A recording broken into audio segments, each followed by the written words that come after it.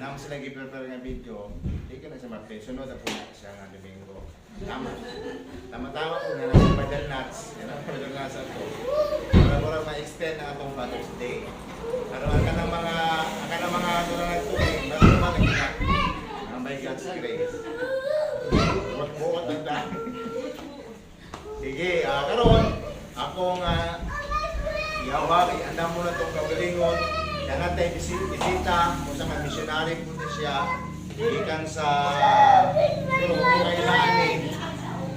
Ikan siya sa Uman sa unang misyon.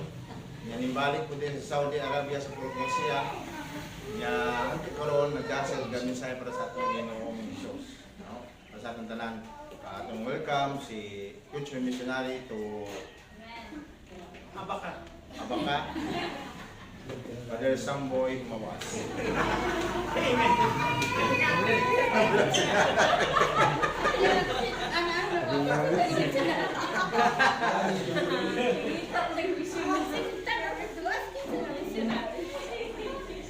Amen. Mayang buntag sa kauntahan. Kung po'y gitagaan o privilege na makahatag minsay karong taga. Sa nila kao si Pastor, hindi na ko niya na Brother Samboy, ikaw po na mag-take care sa preaching.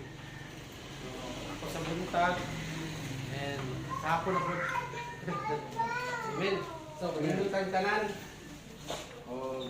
I-open na ito ang Bible sa Proverbs chapter 20 verse 7. Sa lang siya verse kung magbasa-basahon. Say amen kung nakita na nato. Amen. Let's read all together. Ready? Begin. The just man who walketh in his integrity, his children are blessed. Let's pray. Our Heavenly Father, we give you our life, we give you provider. Thank you, Lord, for your sustaining grace and mercy. We ask for forgiveness for our uncleanness and righteousness. And thank you, Lord, for enabling us to continue to study your word, to listen to your word, O Lord God. Help us, O Lord, give us wisdom, understanding to each and everyone, na masabta na mo ang mga pulong na simple, igyano, masulod sa mong kasing-kasing, ang mo kining ma-apply sa mong kinabuhi. Bless us, O Lord, let the invitation be entertained, O Lord God. Let your Holy Spirit guide us, dwell in us, O Lord God, and use your appointment this morning to present your word, to bring the word, O Lord. In Jesus Christ we pray. Amen. Amen. Please be seated. So, we all know na karong adlaw is Father's Day, no? Father's Day. So, panahon karon sa mga ama. So, ato ang verse karon is related siya sa about sa mga ama, no? Mga father. So, kinsa may mga father diri. Amen. So, ako, Ramon, Cheryl, Enrico, Tatay Samson, no? Isa pa. Pero mo lang kuhan. Papa, si Sir Alvin. Alvin? Alvin John. Para sa mga father, no? So, damo kayo siya impact sa tuwa karong taga. So, the title of the message of this morning is Walking in Integrity, no? Walking in Integrity, no? Yun sa Proverbs, the just man walketh in his integrity, his children are blessed after him. No? Ang mahan na nagalakaw sa mataro, no? Incorruptible, ang iyang mga anak, blessed siya. No? Blessing sa mga anak, no? Na nagasulod ka niya. Una po kayo, papel ang amahan ni mga sundan siya mga anak. So, as the way of introduction, today we celebrate not just a man who have children, but men who father with faithfulness, no? Lead with love and live with integrity. Proverbs 20 verse 7, Solomon paints a picture of godly man whose life become a fountain of blessing for his children. No? As we know na si Haring Solomon may nagsulat ng Proverbs, so iya yung gisulat. No? Ang godly man whose life becomes a fountain of his children. No? Kung ang leader or ang amahan sa panimalay is godly, no, na Ginoo, dako kay blessing sa mga anak. Amen? So, the verse connect with the two powerful ideas. The righteous living and the blessing, and the father who walk in integrity does not just to bless himself, to bless his children and the future generation. So, dili pa lang sa introduction, dako kayo og kanang papel ang sa kamahan. And as we know na naapoy mga amahan na overpower po sila ang mga asawa. So dako po kayo ang kining papel ng mga asawa na may paramdam nila. Iparamdam nila sa ilahang asawa, no, lalaki, no, ilahang leaders lang panimalay na dapat iparamdam nila na siya ang leader. Kung dako kayo siya importansya. So kaya lang ang dili ang lalaki ang mag-lead sa family, no? So dako kayo siya kuan kay nagpakita po na siya sa mga anak, no? Na ay ilang inahan na ay pag-respect silang aligin ng tahanan o pamilya, no? So, ako po na, makita na sa anak na karespeto ang amahan, no? Linis ng mamilay, ang anak po, nila po nang ma-adapt. So, natay tulog ka pag-isgutan, no? Tulog ka ay of godly father in Proverbs 27. No? The first point na to, yung integrity. Sama na integrity. No? Incorruptible. The word integrity in Hebrew comes from the root word tom, meaning completeness, holiness, and moral innocence. Implies with person who same private as he in a public and honest, reliable, and faithful. No? So, ang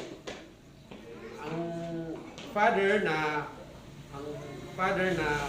ay moral innocence even sa private, no, kung nasa sa private o nasa sa public, kung unsa ang iyang kung asa siya padulong, kung asa siya mahimutang, ang iyang honesty and reliable and faithful is magpabilin, no? This kind of man does not compromise his value and his advantage. So wala siya take advantage, no? Nag-compromise. His walk or his lifestyle align with his talk, no? Kung sabutan niya, kung unsa iyang ipang sulti, no?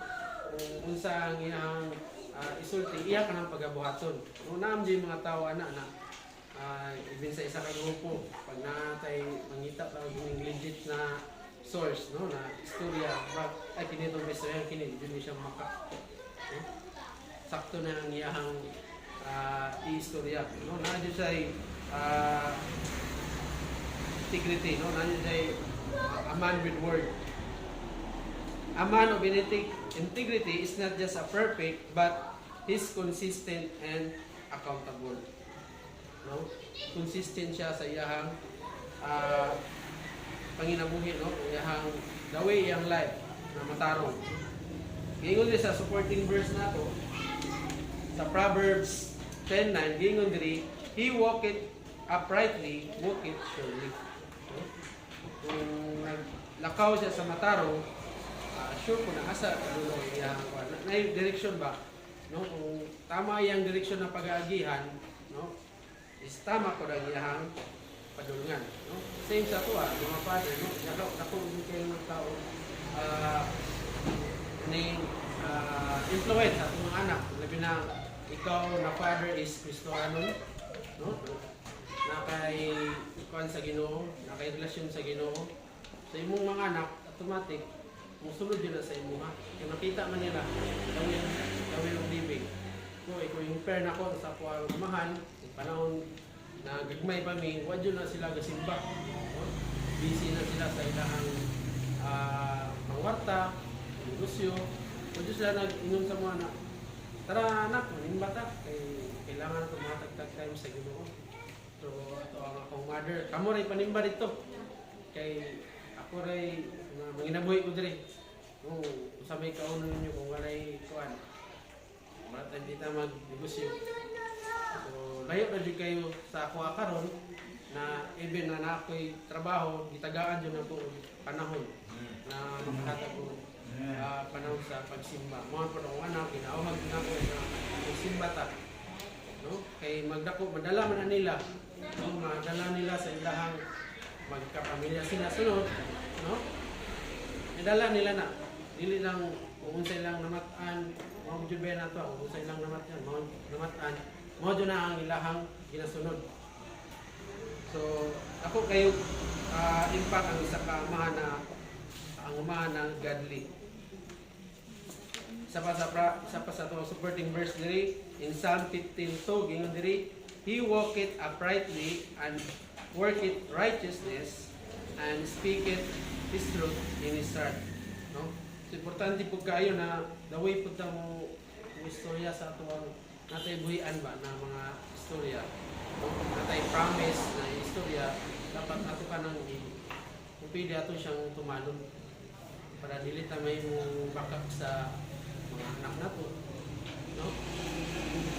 Isa po na sa napo ko'y lapses anak, no? Na mapranisan ako sila, pero labi na sa kining mga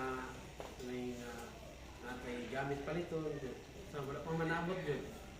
So mas maayo, dili man siya mahatag mo dayon is panigamutan mo lang na matupad mo ang i-promise sa bata. No, the integrity at the heart shape action and relationship. Importante kayo ang heart nato, no? Tama ang heart. No? Kung saan man ka tama ang heart na nata sa Panginoon. Mao gani na ato ang Bible is mo na ato ang instruction. No, kung ang amahan na nagbasa ang Bible, sure na ang mga kinabuhi niya is tama. Then ko sa Job 2:3, still he holdeth his fast in integrity. No? Itong time na si Job nagipasakitan sa no, giagi suffering na katong time na gisubok niya, itagaan sa sakit. Pero nagpadayon gyapon ang iyang integridad, no? Na nagto gyapon ang iyang side to sa Ginoo gyapon. No, wala jud siya nag-wave. Kuha niya gisuko ang iyang pagtuo. Even his hardship, Job's integrity did not wave. No, sama kita po. No? Kung na may mabot sa tuwa ng problema, hindi na mo give up kayo. No? Sa ima ng yung naino ni pastor na pag may mabot problema, ang ministry mo iyaan tayo, hindi ko productive. So, application 3, fathers, your children do not expect perfection, but they need a consistency. So, ang mga anak, wala dyan gatanaw, akin ako man, perfectly. So, ang ipangita dyan sa mga anak is consistency. Kung unsa dyan ang iyang ingon, no? Iyang pagdisiplina is consistent, no? Kay isa sa mga para madaot ang mga anak, no? Na madaot ang anak, dili mo siya tudloan og maayo. Saman, kana ng pangatasan, no? Kung gagmay pa sila kabalo na mamalikas, dili mo siya suwayon, dili mo siya katawan ng nimo. Inigda ko anak, grabe ka na mamalikas. No? So, kaloy sa Ginoo na na-save ko, no? So, ako kinin ipakita din sa akong mga anak na kanang mga ng mga words is dili na maayo, no? And ingon dire, do your values match your behavior? No, kung imuhang i-behavior nimo, imong mga gipangwan is tama ba? Are you trustworthy with no one is watching? So, mapod ba ini na kung time na wala nagtanong sa tuha, dapat ang ato ang wan, mao gihapon planning. Wala ato ang leader, no? Wala nagatanaw sa tuha. So, kita faithful gihapon ta na magsimba, no? Then, can your children and spouse rely on your word? So, muna yung gingon ako ganina, na kung pwede, kung unsa atong i-promise, kung unsa atong i-sulti sa atong mga anak, is ato kining tumanon. No? Importante, your integrity lays a formal foundation of your home and become a testimony that blessed future generations. So, muna yung ganina, kung tarong ang imuhang pagdala sa imuhang anak, no? O, sa imuhang mga, kung ikaw may leader, kung tarong ang imuhang pagdala sa imuhang mga tao, ang sunod ana is tarong po. So, muna yung first point na to. Ang first point na to is integrity. No? Dalawa, instruction. Yung dire, the just man walketh. No? To walk in biblical language refers to continuous way of life. That the just man teaches through how he walks, not just he walks, he says, he living is example, shaping his children's lives by daily obedience to God. No? So, obedience to God. No, sama itong iyo ni missionary ganina na kung ato ang mga kung ato yung tumayo na ito si Adan o si Eve, mawang dyan na ito ang first parents, no? Nag-disobey. So, kinsay na kuan kita, di ba? Kita ang namana na ito ang ilahang disobedience. So, dapat, gingon dire, as a man, o family, dapat maging lead of example ta. Lead of example para ang usa may the best way nato na maging lead sa example, kini nato ang paghatag dito time. No? Kung anak, kayo nga na sige, sige ba eh? So, nakita niya ba na kung sa ka-importante yung magsimba. Even bulan, even na mga temperatures mabot, padayong yapon. No? So, masabta na niya na, sige na niya og-attend. So, father are not just a provider, but they are teacher and guide. So, ang amahan, nili lang provider, kundi nahimo ko siyang teacher, no? Mahimo guide. So, napo kayo ang part, ang isa ka father na mag-guide. No? Lesson ang naay mga buhani na yung mga bata na naayamahan. No? Importante kayo ang pagbadlo sa isa ka mahan, pag-guide. Instruction is not just a verbal but demonstrate in every life. So, ipakita dyan kung nili lang na amo ni mo bato na wala ni mo siya ginuse, wala ni mo ipakita sa mga anak. Kita bo anak, wala gyapon dili effect, no dili effect to ang mga pag-guide sa iyaha. Then supporting scripture in Deuteronomy 6 chapter 6, 6 to 7, yun dire, and thou shalt teach them diligently unto thy children. No? Teaching is not optional, it is a command. No? Ingon dito sa Moises ani na tudluan jud ang mga anak. No? Kung dito no? Kita may children na ato ang father, si pastor. Maminaw dito sa iyang mga teaching. And ingon po dire sa Proverbs 4:1-2, hear your children and hear ye children, the instruction of a father.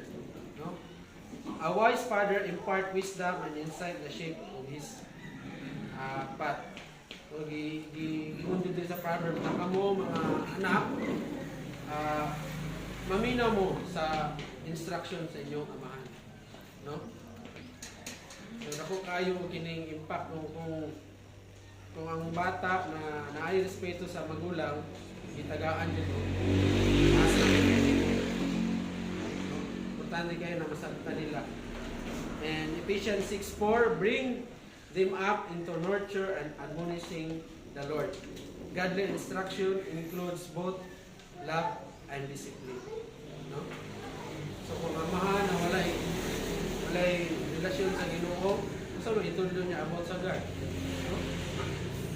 So blessed yun ni ta na sa men na tagaan yung taong wisdom na magpadayon sa pangalan sa Ginoo ako kinigituloy sa akong nasa tuloy. Manapa mo? Ano lang mo?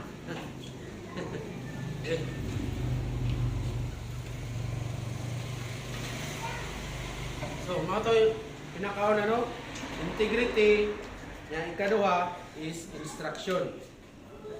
So, fathers, what lesson are your children learning from your walk? Are you passing the biblical wisdom or just worldly habit? Na tuduan ba nato ang atong mga anak about sa Bible? Do you model your prayer, humility, and hard work? So, ako kayo example lang ano before matulog is mag-pray, no? Mag-devotion. And is your home is a place where the truth is taught and live. Amen. So, ang ikatulo na to is influence. No? Una, integrity. Kadua, instruction. Katulo, influence. No? Every father is a teacher. Make sure that your curriculum leads to Christ. No? Point yun sa Ginoo. His children are blessed after him. So, kung isa ka amahan na maglakaw sa matarong, ang iyang mga anak is magbulahan, no? Mabless. No? The result of righteous man life is generational blessing. His influence endure that long after he's gone, his values echo. No? Influence. His values echo in his children's decision, character, and even relationship with God. Biblical blessing is not limited to material wealth, it is spiritual favor, peace, and stability. And supporting verses, in Psalm 112, 1-2, blessed is the man that feareth the Lord, his seed shall be mightily abundant. A good father leaves a spiritual inheritance.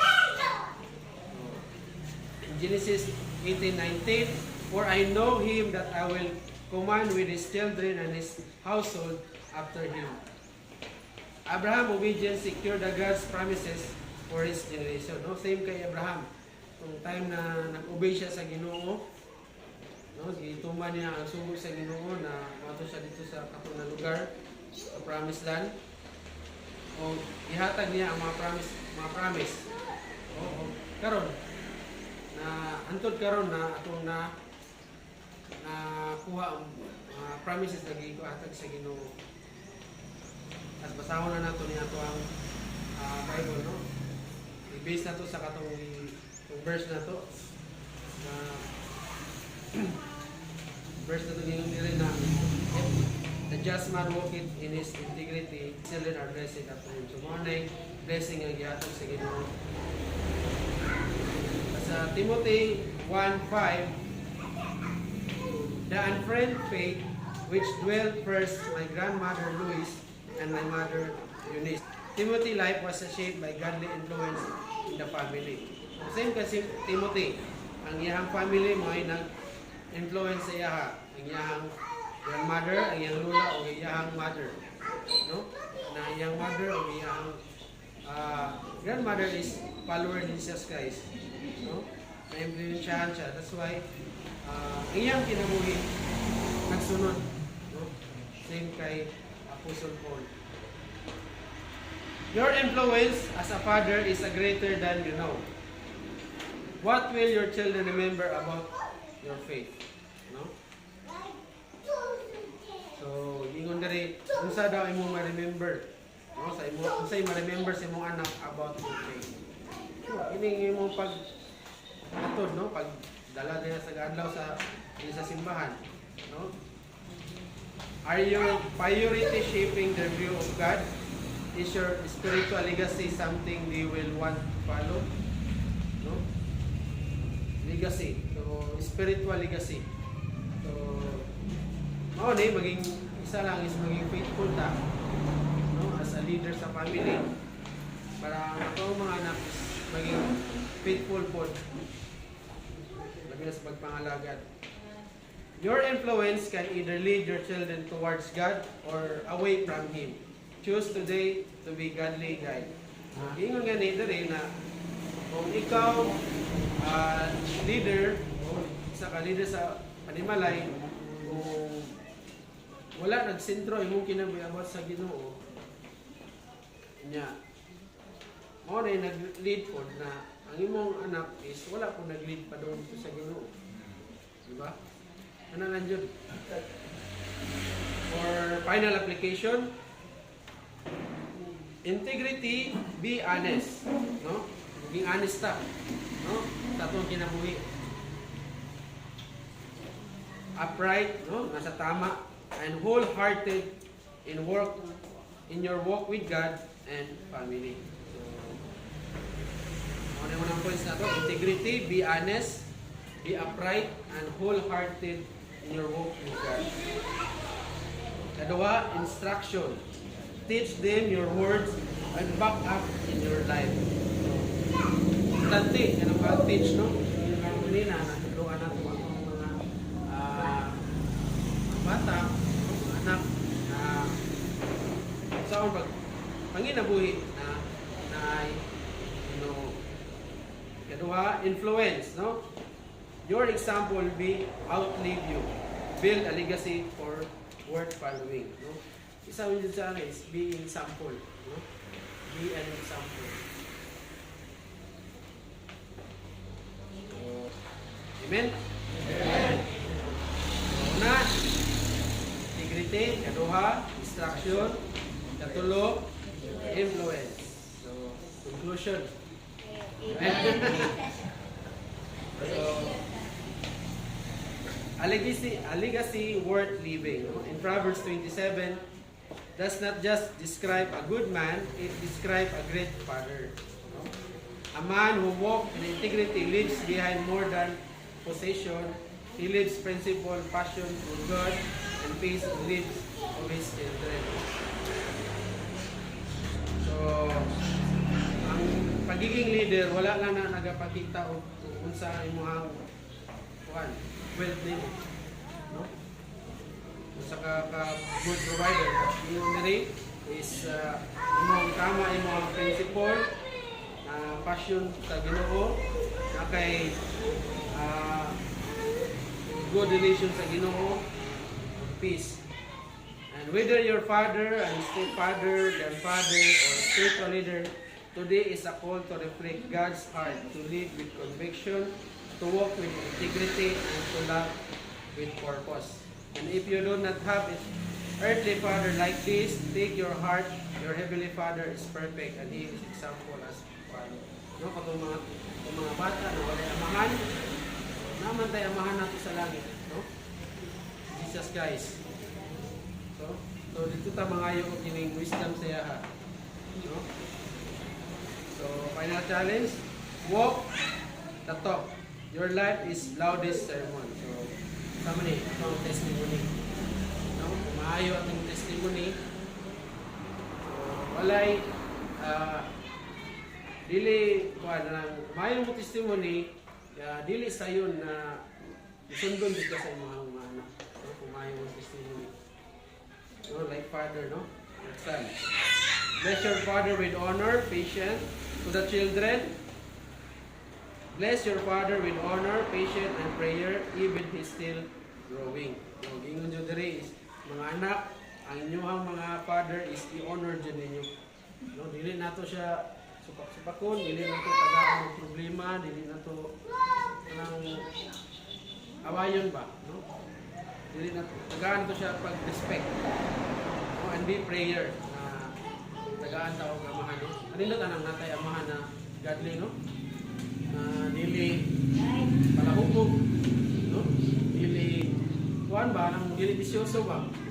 Diba? Anindot na na father na imong sundan na anak na maingon sa imong anak na kada imong lolo mo dyan na akong ginalook up the way siya nga ginabuhi, no? Wala siya bisyo, wala siya makadaot ba? Puro maayo ang ginapakita sa ako. So maupod, ako po, ipadahatag po na ko na ang maayo na ko na influensya diya sa mga. So importante kayo ang influence nimo. So, amen?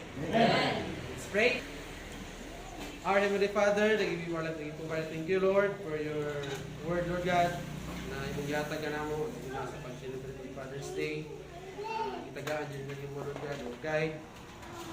May mong as a father, na yung integrity, no?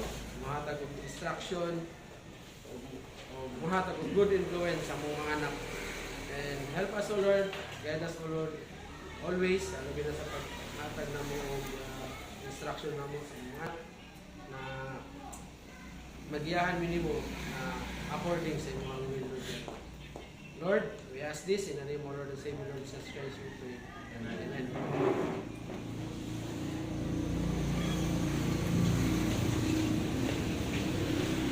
Salamat sa Samboy, missionary. Samboy Mawas. Para sa future missionary to ano niya? Gasha.